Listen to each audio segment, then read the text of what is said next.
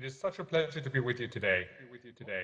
Most of the focus of this conference is going to be on the outlook for Egypt, the opportunities, the risks, and the possibility of unleashing Egypt's considerable potential. I've been asked to focus elsewhere. I've been asked to focus not on Egypt, but on the environment in which Egypt operates. Think of a house and the neighborhood. Most of the conference will focus on the house. I will focus on the neighborhood. And as we all know, neighborhoods matter for the house. Good neighborhoods can enhance the value of the house and make things much easier. Challenged neighborhoods can challenge the house. Our inconvenient reality today is that we live in a challenged neighborhood, and that is the global economy and the global financial system. Those challenges come from the developed world, from the advanced countries, and from the G7 economies in particular. And the greater the instability in the advanced countries, the more fragility in the global economy, and the more difficult it is for other countries. Let me give you a very recent example, just to give you a feel for the fluidity of the situation we're in. Again, this example has to do with advanced economies, and in particular with the G7 economy, so among the elite grouping of the advanced economies.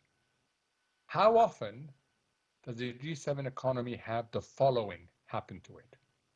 1, a disorderly collapse in its currency. 2, a disorderly increase in yields. 3, a public reprimand from the IMF. 4, a warning from a rating agency. 5, emergency central bank intervention. And 6, multiple government policy U-turns that have ended up with the resignation of the prime minister. These 6 things happened in the G7 economy, and they happened just in the last 5 weeks. And they illustrate the inherent unthinkable instability that we have right now that comes from the advanced countries. Of course, the UK is a very special example. It was triggered, the instability was triggered by a policy slippage, a fiscal slippage, the attempt to cut taxes without having compensating revenue measures. But there is sources of instability all over the advanced economy. In the United States, the Federal Reserve, the most powerful central bank in the world, is playing catch up with inflation. It mischaracterized inflation as transitory. It fell behind in what it needed to do, and is now increasing interest rate at one of the fastest rates we have ever seen in history. Many believe that this will force the US economy into recession, and quite a few of us are concerned that that could undermine the functioning of financial markets around the world. There's also the Bank of Japan. It is having issues in a world of higher interest rates, and the same for the European Central Bank. The bottom line is that we are now living in an unusually uncertain global economy. It's not just uncertain, it is unusually uncertain. Why is this happening? Why has the neighborhood become more unstable and more fragile? Of course, there are lots of reasons for this. Here are the 3 that I think are among the major ones. The first has to do with the ability to grow. Many countries have lost that ability to grow because the global economy has changed characteristics. We have gone from a global economy that was lacking enough demand to a global economy that's lacking enough supply. There are supply disruptions everywhere. And as a result, there are new headwinds to economic growth. Globalization is also changing because of geopolitics, because of companies' desire to put resilience ahead of efficiency. We are seeing a different type of globalization. That is why the three major regions in the world economically, China, Europe, and the United States. They are all slowing at the same time. So the three engines of growth for the global economy are slowing at the same time. This is why the IMF also had to revise its projections earlier this month and warned us, and I quote from it, "The worst is yet to come." So the first issue we have is a growth deficit in the world economy. The second issue we have is inflation, high and persistent inflation. Now, that inflation has gone from being caused by the energy shock coming out of the Ukraine-Russia war, from the food shock also coming out of that war, to becoming something that is much more broad-based. Economists measure drivers of inflation by something called the core measures.